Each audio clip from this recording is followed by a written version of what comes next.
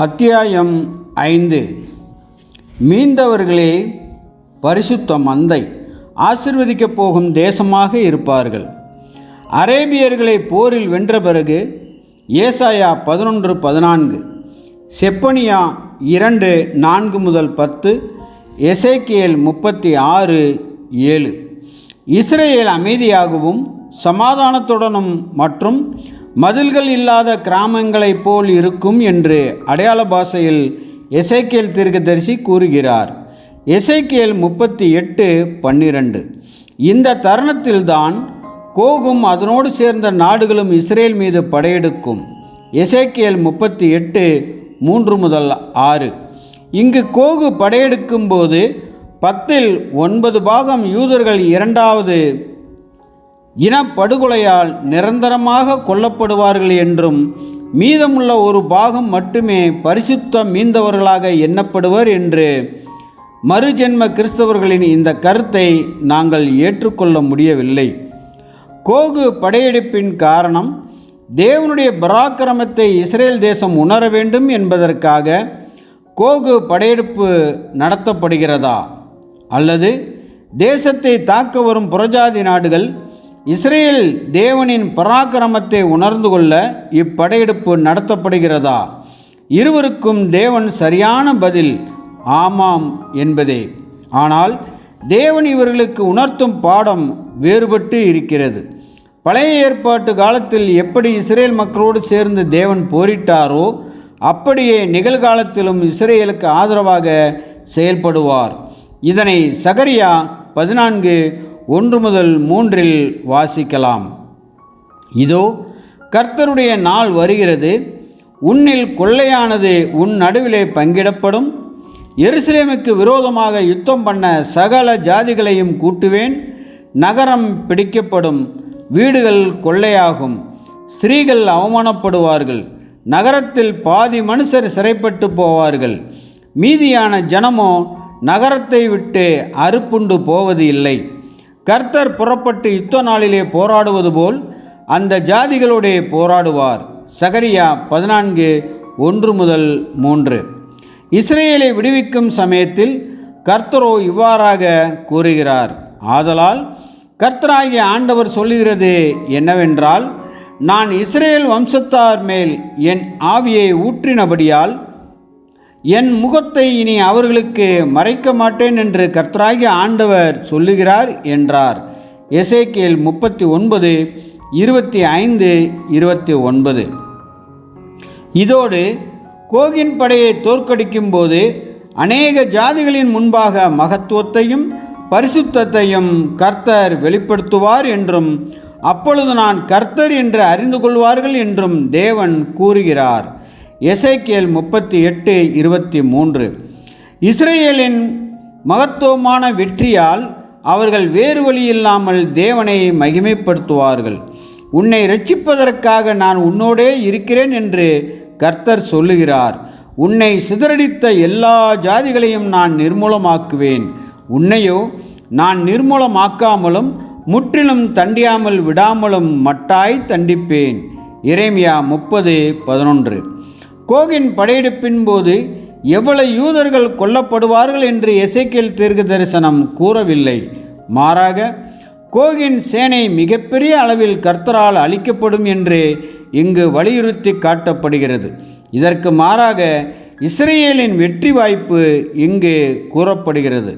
ஆதலால் கர்த்தராகிய ஆண்டவர் சொல்லுகிறது என்னவென்றால், அவர்கள் தங்கள் அவமானத்தையும் பயப்படுத்துவார் இல்லாமல் தாங்கள் சுகமாய் தங்கள் தேசத்தில் குடியிருக்கும் போது எனக்கு விரோதமாய் தாங்கள் செய்த எல்லா துரோகத்தையும் சுமந்து தீர்த்த பின்பு நான் யாக்கோபின் சிறையிருப்பை திருப்பி இஸ்ரவேல் வம்சத்துக்கு அனைத்துக்கும் இறங்கி என் பரிசுத்த நாமத்துக்காக வைராக்கியமாயிருப்பேன்.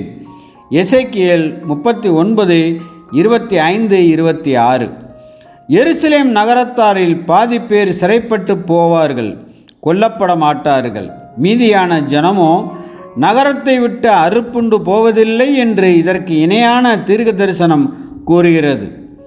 சகரியா 14:2-3 சிறைப்பட்டு போனவர்கள் என்ன ஆவார்கள்? கோகின் படையெடுப்புக்கு பிறகு இன்னும் நிறைய யூதர்கள் இஸ்ரேல் தேசத்திற்கு திரும்பி வருவார்கள் என்று ஏசாயா தீர்க்கதரிசி கூறுகிறார். ஏசாயா 66:19, 20, 60, 4-9 முடிய. சிறைப்பட்டு போகும் பாதி மனுஷர்கள் கோகின் படையெடுப்பிற்கு பிறகு இஸ்ரேல் தேசத்திற்கு திரும்பி கூட்டி சேர்க்கப்படுவார்கள். இஸ்ரேலுக்காக செங்கோல் ஏந்துபவர். 10-9 பாகம் யூதர்கள் அழிக்கப்படுவார்கள் என்ற இக்கருத்தானது பழைய திருத்தப்பட்ட நியம பதிப்பில் எசேக்கியேல் 20:37 உள்ள கோல் என்ற எபிரேய வார்த்தை தவறுதலாக மொழிபெயர்க்கப்பட்டதால் ஏற்பட்டது. இங்கு கூறப்பட்டுள்ள கோல் என்ற வார்த்தைக்கு மேய்ப்பனின் என்னும் கோல் என்று தவறுதலாக அர்த்தம் கொண்டுள்ளது. ஆனால் புது பதிப்பாக வெளியிடப்பட்டுள்ள புதிய திருத்தப்பட்ட நியம மதிப்பில் இவ்வார்த்தையானது சரியாக மொழிபெயர்க்கப்பட்டுள்ளது. இதன் மூலம் எபிரேய வசனத்தில் எந்த ஒரு எண்ணிக்கையோ அல்லது எண்ணுவதோ கொடுக்கப்படவில்லை என்பது நன்கு விளங்கும்.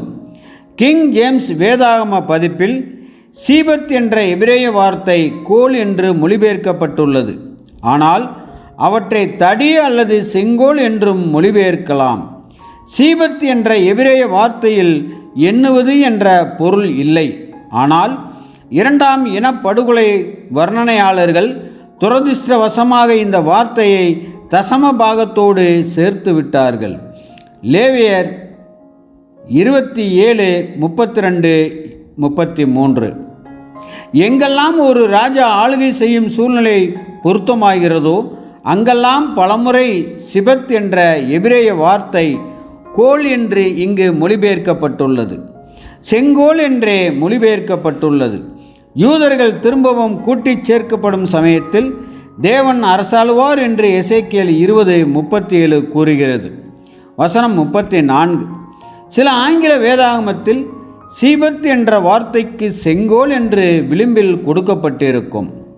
நியாயப்பிரமாண முறைமையின்படி தேவனுக்கு என்று 10வதாக தசம பாகமாக கொடுக்கப்படும் ஆடு மாடுகளை, அதாவது 10வது ஆடு மாடுகளை இலப்பமானதா நல்லதா என்று ஆராயக்கூடாது. லேவியராகமம் 27:32-33. மோசமாகவும் கோளாறு மற்றும் முடமான பிராணியாக இருந்தாலும் அது கர்த்தருடையது. சிலர் கூறுவது போல் கோகின் படையெடுப்பின் போது 10ஆம் பாகமாகிய விசுவாச யூதர்கள் படையெடுப்பில் இருந்து மீட்கப்படுவார்கள் என்ற கருத்து இங்கு சரியாக பொருந்தவில்லை. 10ஆம் பாகமாகிய ஆடு மாடு தேவனுக்கு என்று கொடுக்கப்படுவதால் மேலும் இருக்கக்கூடிய 9 பாகத்திற்கு என்னவாகும்? அவைகள் கொல்லப்படுமா? இல்லை. அவை மேய்ப்பனோடு ஆடு மாடு மந்தைகளாக உயிரோடு வாழும். ஆதலால் கோகின் படையெடுப்பின் போது 9 பாக யூதர்களும் அழிக்கப்படுவார்கள் என்ற கூற்றை 9 பாகமாக இருக்கக்கூடிய உயிரோடு இருக்கும் ஆடு மாடுகளை குறிக்காது. உண்மையில் கோகின் படையெடுப்பால் திரளான யூதர்கள் கொல்லப்படுவார்கள் என்று எங்கும் சொல்லப்படவில்லை. ஆனால் கோகின் படையெடுப்பால் இஸ்ரவேல் வம்சம் அனைத்தும் மகிமைப்படுத்தப்படும். எசேக்கியேல் 39:26. பரிசுத்தமான மீந்தவர்கள் சிறுபான்மையினரா? மீந்தவர்கள் என்ற வார்த்தையை குறிக்கும் பல எபிரேய வார்த்தைகள் வழித்தோன்றல்கள், உயிர் பிழைத்தவர்கள், எஞ்சியவர்கள் என்ற அர்த்தத்தை கொடுக்கும். ஆனால் இந்த வார்த்தையானது சிறுபான்மையினரை குறிக்கும் என்று அர்த்தம் கொள்ளக்கூடாது. மீந்தவர்கள் என்பது சிறுமை அல்லது பெரும்பான்மை குறிக்கலாம். மரக்காலின் 10ஆம் பாகமான மாவை ஆசாரியனுக்கு பாவ நிவாரண பலியாக கொடுக்கும்போது அதில் அவர் ஒரு கைப்பிடி மாவை மட்டும் எடுத்து பலிபீடத்தின் மேல் தகனிப்பார். மிச்சம் இருக்கும் மாவு மீதமானது என்று அழைக்கப்படும். லேவியராகமம் 2, 3, 5, 11-13 முடிய. இங்கு மீதமானது எபிரேய வார்த்தை யாதார் என்ற வார்த்தை பெரும் பாகத்தை குறிப்பிடுகின்றது. புதிய ஏற்பாட்டில் மீதமானவர்கள் என்ற வார்த்தை அதிக பகுதியை குறிக்கும் என்பதை அப்போஸ்தலர் பவுல் கூறுவதை இங்கு இன்னொரு உதாரணமாக பார்க்கலாம். அப்போஸ்தலர் 15:14-17. சகல ஜாதிகளும் கர்த்தரை தேடுவார்கள் என்று அப்போஸ்தலர் பவுல் கூறுகிறார். இங்கு மீதமானவர்கள் எபிரேய வார்த்தை சீரியதி என்ற வார்த்தையை பழைய ஏற்பாட்டின் ஆமோஸ் 9:11 வசனத்திலிருந்து குறிப்பிட்டு காட்டுகிறார். ஏதோம் என்ற எபிரேய வார்த்தைக்கு சிவப்பு ஆதாம் அல்லது மனிதன் என்று அர்த்தம்.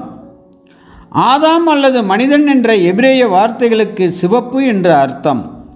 பேதுருவின் உரையாற்றலில் குறிப்பிடப்பட்டுள்ள சகல ஜாதிகள் என்ற வார்த்தை கர்த்தருடைய ராஜ்யத்தில் பெரும்பாலான மனுக்குலம் நித்திய ஜீவனை பெறும்படி சோதிக்கப்படுவதை குறிக்கிறது. யாத்தர் மற்றும் சீரியத் என்ற இரண்டு எபிரேய வார்த்தைகளும் இஸ்ரேலில் மீந்தவர்களை பற்றி பேசினாலும் அவர்களை சிறுபான்மையினர் என்று எங்கும் குறிப்பிடவில்லை. இஸ்ரேலில் மீதமானவர்களின் அளவு எவ்வளவு இருக்கும் என்பதை 3 வித உதாரணங்களின் மூலமாக மீகா தீர்க்கதரிசி விளக்குகிறார். மீகா 2:12. யாக்கோபின் ஜனங்களே, உங்கள் எல்லாரையும் நான் நிச்சயமாக கூட்டுவேன், இஸ்ரேலில் மீதியானவர்களை நிச்சயமாக சேர்ப்பேன். போஸ்ராவின் ஆடுகளைப் போல அவர்களை ஏக கூட்டமாக்குவேன். தன் தொழுவத்துக்குள்ளே சேர்ந்த மந்தைக்கு சமானமாய் ஜன திரளினாலே இரைச்சல் உண்டாகும். மீகா 2:12. முதலாவதாக யாக்கோபு என்ற வார்த்தை மாம்சீக இஸ்ரேலர்களை குறிக்கும். தேசத்தில் கர்த்தர் கூட்டிச் சேர்க்கும் யாக்கோபின் ஜனங்கள் அடுத்த வரியில் உள்ள இஸ்ரேலின் மீதமானவர்களுக்கு சமமாக இருக்கும். இதனால் மீந்தவர்கள் என்பவர்கள் 10 சிறுபான்மையினர் இல்லை. இரண்டாவது, இந்த இஸ்ரேலின் மீந்தவர்கள் போஸ்ராவின் ஆடு மந்தையைப் போல இருப்பார்கள். கொழுத்த ஆடுகள் மட்டும் போஸ்ராவில் இருப்பதில்லை, மாறாக பெரிய ஆட்டு மந்தைகளும் இருக்கும். மூன்றாவது, தொழுவத்துக்குள்ளே மந்தைக்கு சமானமாய் மக்கள் திரளாக இருப்பதால் அங்கு இரைச்சல் உண்டாகும். ஆதலால் மீதியானவர்கள் என்பது நிச்சயமாக ஏக கூட்டமான ஆடு மந்தையை குறிக்கும். ரோதர்காம் வேதாகம பதிப்பு மீதியானவர்களை ஆபத்தில் உள்ள ஆடுகள் என்று கூறியுள்ளது. இவை கோகின் படையெடுப்பின் போது இஸ்ரேல் தேசம் எதிரிகளால் சூழப்பட்ட நிலைமையை மையப்படுத்தி காட்டுகிறது.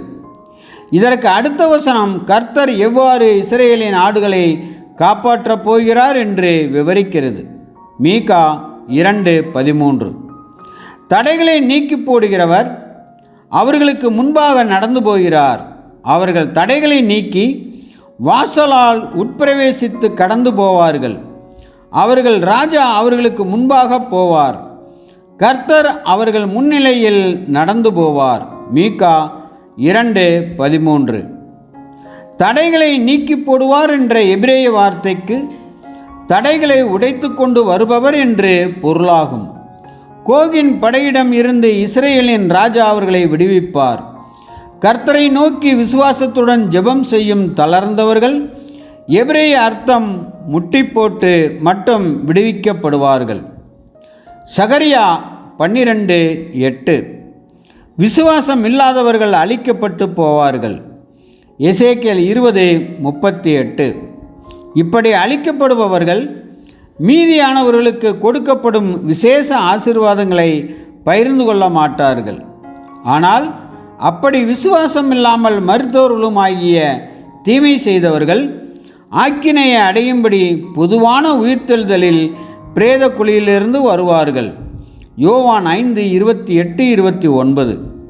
கோகு படையெடுப்பில் இருந்து விடுவிக்கப்பட்ட பிறகு இஸ்ரேல் தேசத்திற்கு மேசியா அல்லது கிறிஸ்து வெளிப்பட்டு கர்த்தருடைய ஆவியை அவர்கள் மேல் ஊற்றுவார்.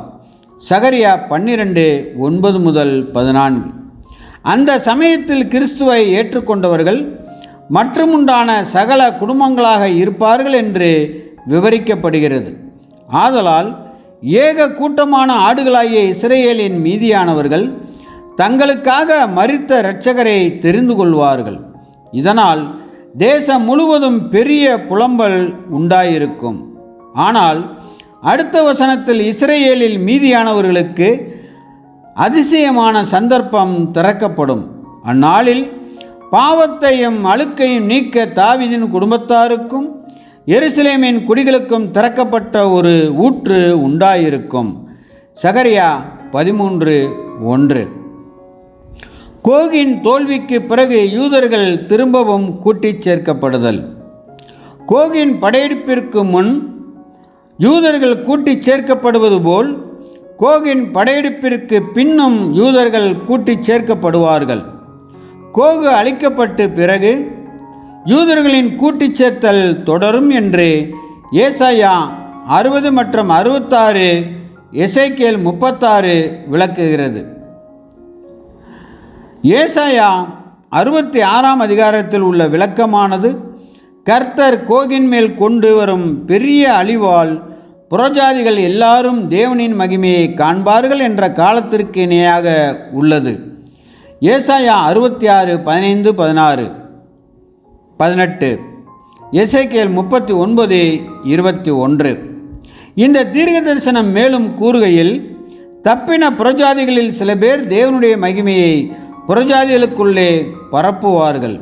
அவர்களுடைய சகோதரர்கள் எல்லாரையும் சகல ஜாதிகளிலுமிருந்து என்னுடைய பரிசுத்த பர்வதத்துக்கு கொண்டு வருவார்கள். ஏசாயா 66, 19, 20. இதேபோல் புறஜாதிகள் அனைவரும் இஸ்ரேலில் கர்த்தருடைய மகிமையை காண்பார்கள் என்றும் புறஜாதிகள் எல்லாரும் வந்து கர்த்தருடைய ஆட்சியில் ஒருமித்து இருப்பார்கள். அவர்கள் உன் வெளிச்சத்தினிடத்துக்கு ஒளியினிடத்துக்கு வருவார்கள் என்று ஏசாயா 60ஆம் அதிகாரத்தின் தீர்க்க தரிசனமும் விளக்குகிறது. உபத்திரவ காலம் முடிந்து தேவனுடைய ராஜ்யம் இஸ்ரேலில் ஸ்தாபிக்கப்பட்ட பின்னர் யூதர்கள் திரும்பவும் கூட்டிச் சேர்க்கப்படுவார்கள்.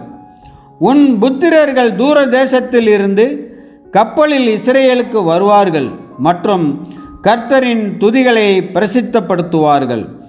ஏசாயா 60, 2 முதல் 9 முடிய. இதனுடைய இணைவசங்களான எசேக்கியேல் 36ஆம் அதிகாரம் மேலும் பல காரியங்களை விளக்குகிறது. பார்க்க வசனங்கள் 23 முதல் 38. முக்கியமான வசனம் 23 கோகின் தோல்விக்கு பிறகு வரக்கூடிய காலத்தை காட்டுகிறது. எசேக்கியேல் 36, 23, எசேக்கியேல் 39, 21 முதல் 23, 27. புறஜாதிகளின் நடுவே நீங்கள் பரிசுத்த குலைச்சல் ஆக்கினதும் அவர்களுக்குள் உங்களால் பரிசுத்த குலைச்சல் ஆக்கப்பட்டதுமான என் மகத்தான நாமத்தை நான் பரிசுத்தம் பண்ணுவேன். அப்பொழுது புறஜாதிகள் தங்கள் கண்களுக்கு முன்பாக நான் உங்களுக்குள் பரிசுத்தம் பண்ணப்படுகையில் நான் கர்த்தர் என்பதை அறிந்து கொள்வார்கள் என்று கர்த்தராகிய ஆண்டவர் சொல்லுகிறார். எசேக்கியேல் 36, 23. இவ்விதமாய் என் மகிமையை நான் புறஜாதிகளுக்குள்ளே விளங்க பண்ணுவேன். நான் செய்த என் நியாயத்தையும் அவர்கள் மேல் நான் வைத்த என் கையையும் எல்லா ஜாதிகளும் காண்பார்கள். அன்று முதல் என்றும் நான் தங்கள் தேவனாகிய கர்த்தர் என்று இஸ்ரவேல் வம்சத்தார் அறிந்து கொள்வார்கள். இஸ்ரவேல் வம்சத்தார் தங்கள் அக்கிரமத்தின் நிமித்தமே சிறைப்பட்டு போனார்கள் என்று அப்பொழுது புறஜாதிகள் அறிந்து கொள்வார்கள். அவர்கள் எனக்கு விரோதமாய் துரோகம் பண்ணினபடியால் என் முகத்தை நான் அவர்களுக்கு மறைத்து அவர்கள் சத்துருக்களின் கையில் அவர்களை ஒப்பு கொடுத்தேன். அவர்கள் அனைவரும் பட்டயத்தால் விழுந்தார்கள். நான் அவர்களை ஜனச தலங்களிலிருந்து திரும்பி வர பண்ணி அவர்களுடைய பகைஞரின் தேசங்களிலிருந்து அவர்களை கூட்டிக் கொண்டு வந்து திரளான ஜாதிகளுடைய கண்களுக்கு முன்பாக அவர்களுக்குள் நான் பரிசுத்தர் என்று விளங்கும்போது எசேக்கியேல் 39, 23 முதல் 23, 27. கோகின் படையெடுப்பிலிருந்து கர்த்தர் இஸ்ரேலை அதிசயமாக விடுவிப்பதை புறஜாதி தேசங்கள் காணும்போது யூதர்கள் திரும்பவும் கூட்டிச் சேர்க்கப்படுவதை எதிர்பார்க்கலாம். நான் உங்களை புறஜாதிகளிடத்திலிருந்து அழைத்து உங்களை சகல தேசங்களிலுமிருந்து சேர்த்து உங்கள் சுய தேசத்திற்கு உங்களை கொண்டு வருவேன். அப்பொழுது நான் உங்கள் மேல் சுத்தமான ஜலம் தெளிப்பேன். நான் உங்களுடைய எல்லா அசுத்தங்களையும் உங்களுடைய எல்லா நரகலான விக்கிரகங்களையும் நீக்கி உங்களை சுத்தமாக்குவேன். நீங்கள் சுத்தமாவீர்கள். எசேக்கியேல் 36:24-25. இதன் பின்னர் கோகின் படையெடுப்பிற்கு முன்னதாக கூட்டிச் சேர்க்கப்பட்ட யூதர்களின் பாவங்கள் எப்படி ஊற்று நீரால் சுத்தமாக்கப்படுகிறதோ அதேபோல கோகின் படையெடுப்பிற்கு பிறகு கூட்டிச் சேர்க்கப்பட போகும் யூதர்களும் சுத்தமான ஜலத்தினால் சுத்திகரிக்கப்படுவார்கள். சகரியா 13:1. தேசத்தில் இருக்கும் இஸ்ரேலின் ஆடு மந்தை எப்படி கோகின் படையெடுப்பிலிருந்து விடுவிக்கப்படுகிறதோ அதேபோல் அந்த காலத்தில் புதியதாய் கூட்டிச் சேர்க்கப்பட்ட மந்தையும் பரிசுத்த ஆவியை பெற்றுக்கொள்ளும். சகரியா 12:9-10. கோகின் படையெடுப்பிற்கு முன்னர் பெரிய ஆட்டு மந்தையாக இருந்த இஸ்ரேலின் மீந்தவர்களின் எண்ணிக்கை மீகா 2:12. கோகின் தோல்விக்கு பின்னர் கூட்டி சேர்க்கப்படும். சுத்திகரிக்கப்பட்ட யூதர்களின் எண்ணிக்கையால் அதிகரிக்கும். மந்தை பெருகிறதை போல் அவர்களில் மனிதரை பெருக பண்ணுவேன். இப்படியாக சேர்க்கப்பட்டதின் மூலம் அதிகரிக்கப்பட்ட மீதமானவர்கள் பரிசுத்த மந்தை என்று எண்ணப்படுவார்கள். எசேக்கியேல் 36:37-38. யூத மக்கள் அனைவரும் கோகின் படையெடுப்பிற்கு முன்னரே இஸ்ரேல் தேசத்தில் கூட்டிச் சேர்க்கப்படுவர் என்று இரண்டாம் இன படுகொலை கருத்தாளர்கள் கூறுகிறார்கள். இஸ்ரேலுக்கு வெளியே அதிக யூதர்கள் இருக்கும் பட்சத்தில் தற்போது இஸ்ரேல் தேசத்தில் 9வது பாகமாக வாழ்ந்து கொண்டிருக்கும் யூதர்களுக்கு கோகின் படையெடுப்பின் போது நியாய தீர்ப்பு கொடுக்கப்படும் என்று கூறப்படுவது அர்த்தம் இல்லாமலே இருக்கும். ஏசாயா 66:18-20, 60:4-9 மற்றும் எசேக்கியேல் 36:23-28. கோகின் படையெடுப்பின் போது நகரத்தில் பாதி மனுஷர் சிறைப்பட்டு போவார்கள் என்ற கருத்து இப்படி இருக்க 10/9 பாகமாக இருக்கும் யூதர்கள் அழிக்கப்படுவார்கள் என்பது ஏற்புடையது அல்ல. சகரியா 14:2. கோகின் படையெடுப்பு முடிந்த பின்னர் கூட்டிச் சேர்க்கப்படும் யூதர்கள் தற்போது வந்து கொண்டிருக்கும் யூதர்களோடு சேர்க்கப்படுவார்கள். இவர்கள் அனைவரும் சுத்திகரிக்கப்பட்டு தேவ ஆவியை பெற்று பரிசுத்த மந்தையில் ஒரு பாகமாக சேர்க்கப்பட்டு கோகின் படையெடுப்பின் போது வாழ்பவர்களோடு ஒன்று சேர்ந்து வாழ்வார்கள். கோகு படையெடுப்பின் போது வாழும் யூதர்கள் மற்றும் கோகின் தோல்விற்கு பிறகு கூட்டி சேர்க்கப்படும் யூதர்களும் தங்களுடைய இரட்சகரை ஏற்றுக்கொண்டு சுத்திகரிக்கப்பட்டு தேவனுடைய ஆவியை பெற்றுக்கொள்வார்கள். இவர்களே பரிசுத்த மந்தையாக தேவனுடைய திட்டங்களை நிறைவேற்ற உபயோகப்படுத்துவார்கள். எந்த சேவையை செய்வதற்காக இப்பரிசுத்த மந்தையானது பரிசுத்தப்படுத்தப்பட்டுள்ளது? பரிசுத்த மந்தையின் முக்கிய நோக்கம் யாக்கோபின் வம்சத்தாராகிய இந்த பெரிய மற்றும் சுத்திகரிக்கப்பட்ட பரிசுத்த மந்தையை ஆபிரகாமின் பூமிக்குரிய வித்தாக எண்ணப்படுகிறது. கடற்கரை மணலை போல இவர்கள் ஆவிக்குரிய வித்தாகிய கிறிஸ்து மற்றும் சபையோடு வானத்து நட்சத்திரங்களைப் போல சேர்ந்து பூமியில் உள்ள சகல ஜாதிகளையும் ஆசிர்வதிப்பார்கள். ஆதியாகமம் 22:16-18. கலாத்தியர் 3:16, 27-29. வாக்குத்தத்தம் பண்ணப்பட்ட ஐபிராத்து நதி முதல் எகிப்தின் நதி வரைக்கும் உள்ள இடங்கள் யாக்கோப்பின் மீதியானவர்களுக்கு கொடுக்கப்படும். ஆதியாகமம் 13:15-16, 15-18. தேவனுடைய ராஜ்யத்தின் தலைநகரமாகவும் இஸ்ரேல் தேச செயல்பாட்டின் அடித்தளமாகவும் எருசலேம் விளங்கும். இஸ்ரேல் எல்லாரும் இரட்சிக்கப்படுவார்கள் என்று அப்போஸ்தலர் பவுல் மொத்தமாக மிகைப்படுத்தி கூறவில்லை. ரோமர் 11:26. அவர்கள் எப்படி இரட்சிக்கப்படுவார்கள்? தேவனுடைய ராஜ்யமான சீயோனிலிருந்து வெளிவரும் மீட்கிறவராகிய கிறிஸ்துவின் மூலம் இரட்சிக்கப்படுவார்கள். யாக்கோபின் அவபக்தியை விளக்குவதன் மூலமாக மீட்கிறவர் அவர்களை இரட்சிப்பார்.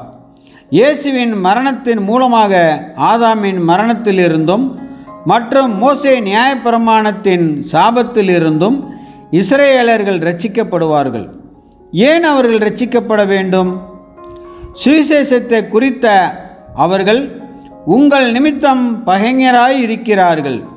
தெரிந்து கொள்ளுதலை குறித்து அவர்கள் பிதாக்களின் நிமித்தம் அன்பு கூறப்பட்டவர்களாய் இருக்கிறார்கள். தேவனுடைய கிருபை வரங்களும் அவர்களை அழைத்த அழைப்பும் மாறாதவைகளே. ரோமர் 11:28-29. இதன்பின் இஸ்ரேலின் முற்பிதாக்களான ஆபிரகாம், ஈசாக்கு, யாக்கோபு, தாவீது, சாமுவேல் மற்றும் மிச்சமுள்ளவர்களும் இஸ்ரேலின் அரசாங்கத்தில் சேர்க்கப்பட்டு பூமியில் ராஜாக்களாகவும் மற்றும் கிறிஸ்து அவருடைய சபைக்கு பிள்ளைகளாகவும் இருப்பார்கள். சங்கீதம் 45:10-16.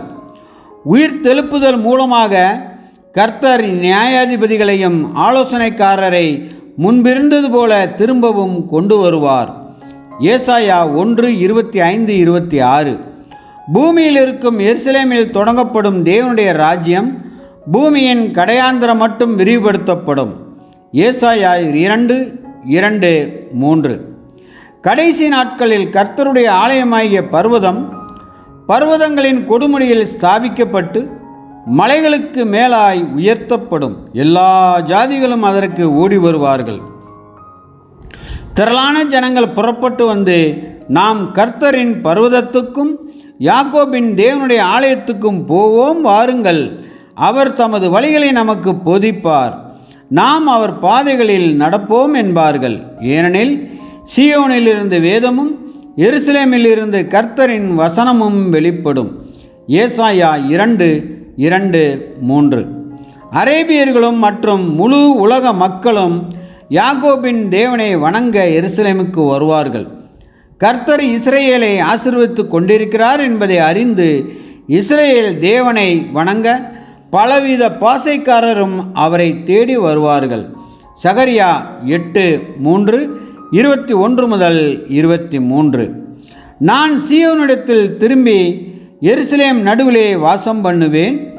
எருசலேம் சத்திய நகரம் என்றும் சேனைகளுடைய கர்த்தரின் பர்வதம் பரிசுத்த பர்வதம் என்றும் அழைக்கப்படும் என்று கர்த்தர் சொல்லுகிறார். ஒரு பட்டணத்தின் குடிகள் மறு பட்டணத்தின் குடிகளிடத்தில் போய், நாம் கர்த்தருடைய சமூகத்தில் விண்ணப்பம் பண்ணவும் சேனைகளின் கர்த்தரை தேடவும் தீவிரித்து போவோம், வாருங்கள், நாங்களும் போவோம் என்று சொல்லுவார்கள். அநேக ஜனங்களும் பலத்த ஜாதிகளும் எருசலேமிலே சேனைகளின் கர்த்தரை தேடவும் கர்த்தருடைய சமூகத்தில் விண்ணப்பம் பண்ணவும் வருவார்கள்.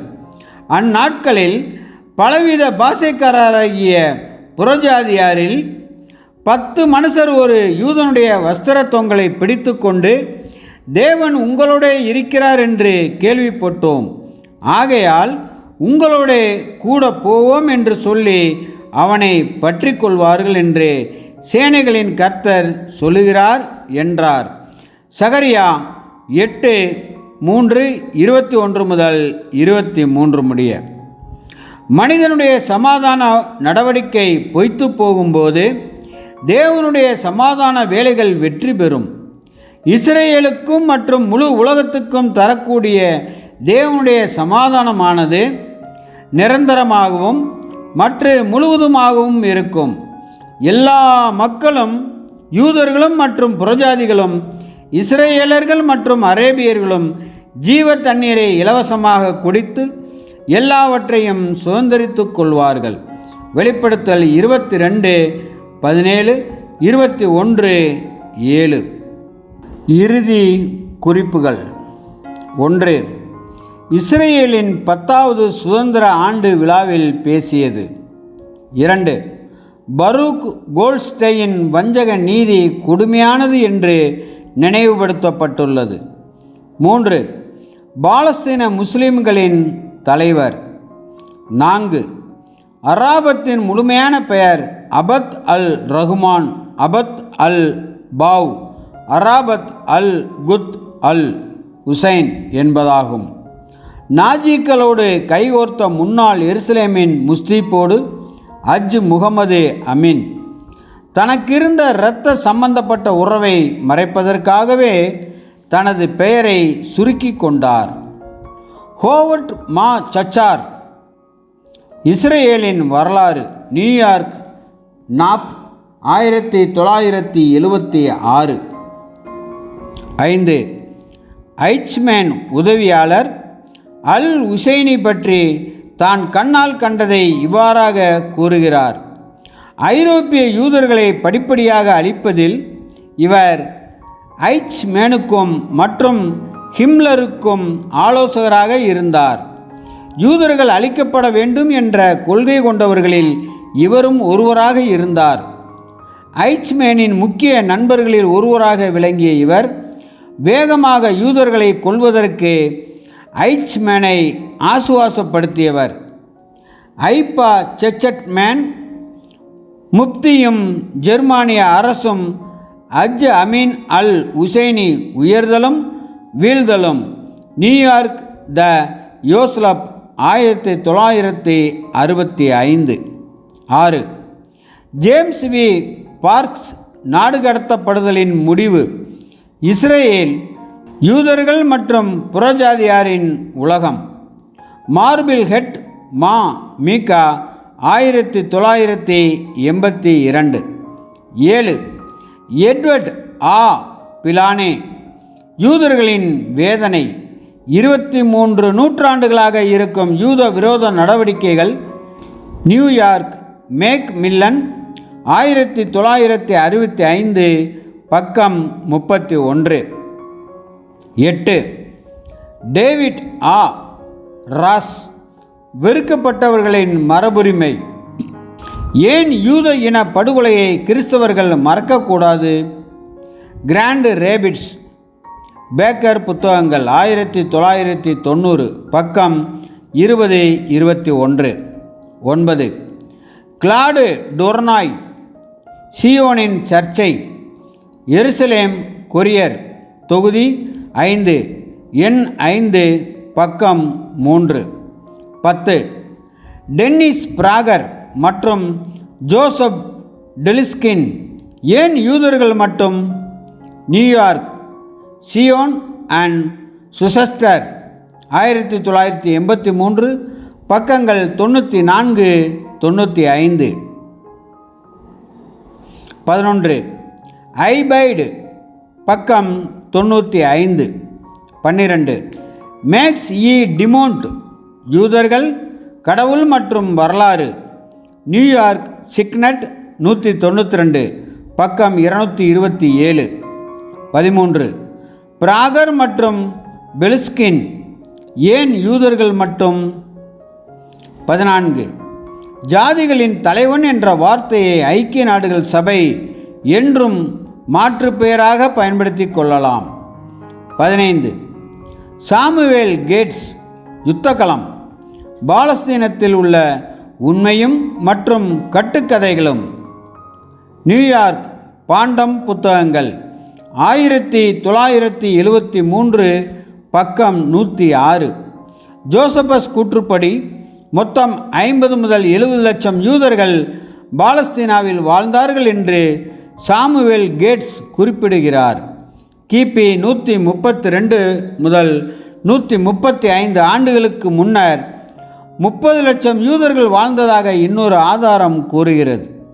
டியோகேசியஸ், ரோமர்களின் வரலாறு, 12 முதல் 14, டிகாஸ் வரலாறு, பக்கம் 55, பார்க்க பக்கங்கள் 52 முதல் 56. மேலும் தியோடர் மாம்சன், ரோம ராஜ்யத்தின் மாகாணங்கள், பக்கம் 243, டியோகேசியஸ் கூற்றை இவர்கள் 2 பேரும் மேற்கோள் காட்டுகின்றனர். 16. மேலும் பார்க்க வெளிப்படுத்தல் 11:8, தேவனுடைய கண்ணோட்டத்தின்படி பார்ஜெயி, இயேசுவின் மரணத்திற்கு பேர் கிறிஸ்தவமும் ஒரு முக்கிய குற்றவாளியாகும். 17. அப்பா இபான், என்னுடைய ஜனம், நியூயார்க், பெகர்பேன் ஹவுஸ், 1968, பக்கம் 323. 18.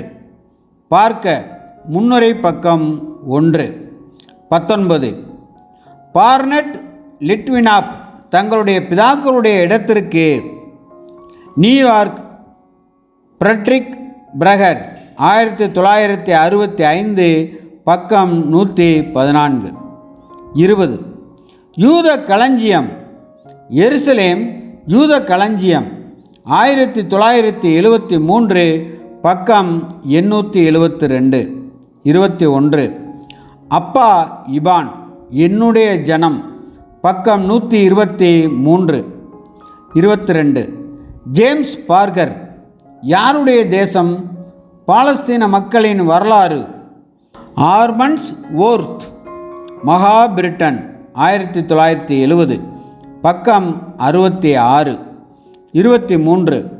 குற்றங்களை பற்றிய ஆய்வு பக்கம் 167. நாடுகளுக்கு மத்தியில் யூதர்கள் நியூயார்க் பி உங்கர் 1967 பக்கம் 144. எரிக் கேக்சர் இந்த கூற்றை குறிப்பிடுகிறார். 24. பிலிப்பு ஹா ஹித்தி சிரியாவின் சிறிய வரலாறு நியூயார்க் மேக் மில்லன் 1959 பக்கம் 170. ஐபிட் பக்கம் 622. 26. யாக்கியா அர்மாஜாமி மத்திய கிழக்கின் இறந்த மற்றும் நிகழ்காலம் Englewood Cliffs New Jersey Prentice Hall 1970 பக்கம் 143. 27. ஏரியா லா ஆவ்நெறி பரித்தலின் கூற்று நியூயார்க் ஹெர்சல் பத்திரிகை துறை 1982. 28. கவுண்ட் ஆன்சாண்டைன் பே வால்னி சிரியா மற்றும் எகிப்தின் வழியான பயணங்கள் நியூயார்க் ஏ டொயின்கு அண்ட் கோ 1798. 29. ஹித்தி அரேபியர்களின் வரலாறு நியூயார்க் புனித மார்ட்டின் பத்திரிகை துறை 1956. 30. ஆல்பர்ட் போன் கிழக்கின் பொருளாதார வளர்ச்சி London K Paul Trench Trubner and Co 1945. 31. David Ben Gurion Israel தனிப்பட்ட வரலாறு நியூயார்க் ஹெர்சல் பத்திரிகை துறை 1972 பக்கம் 817. 32. சச்சார் இஸ்ரேலின் வரலாறு 33. தாமஸ் ஷா பயணங்களும் மற்றும் கண்டதும் ஆக்ஸ்போர்டு அரங்கத்தில் அச்சிடப்பட்டது 1738. 34. ஓல்னி சிரியா மற்றும் எகிப்தின் வழியான பயணங்கள் 35. அல்போன்சா டி லாமர்டின் கிழக்கு பற்றிய மறு சேகரிப்பு. ஆமென்.